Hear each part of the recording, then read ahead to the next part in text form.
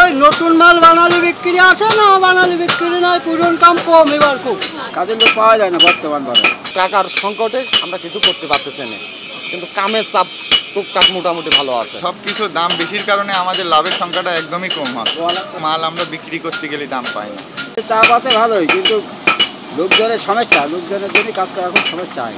লোক যা সমস্যা মানে লোক কাজের লোক পাওয়া যায় না, কাজের লোক পাওয়া যায় না বর্তমান বাজারে। খাটির কাজ তো ওই জন্য এরা কাজ করতে চায় না।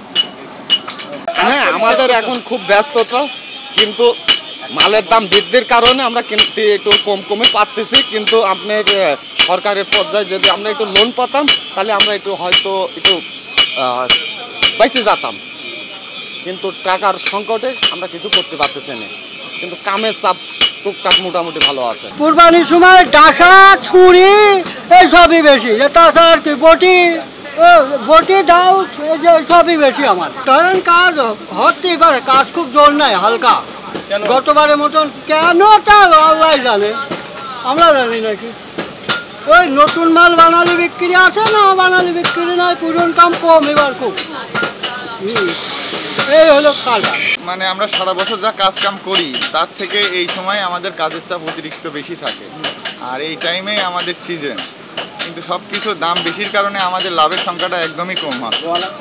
এখন লোহা লক্কর সব কিছুরই দাম বেশি, কিন্তু মাল আমরা বিক্রি করতে গেলে দাম পাই না।